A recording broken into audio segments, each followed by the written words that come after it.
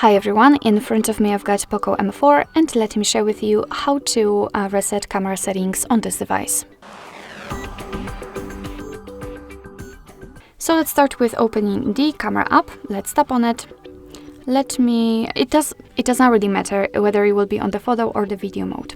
Let's tap on the three bars icon in the right upper corner because first of all I'd like to apply the grid lines. It does not really matter which one. Basically, I hope that you can see the special type of a grid line. It will be our indicator whether the settings has been reset, because it should disappear. So to reset settings, we have to tap on the three bars icon again, and then tap on the settings here. Let's tap. Now let's scroll down to the very bottom and tap on Restore Default Settings and confirm it with OK. The settings flashed a little bit, so now we can go back and check. And as you can see, we do not have the golden spiral, which means that we just successfully reset all camera settings.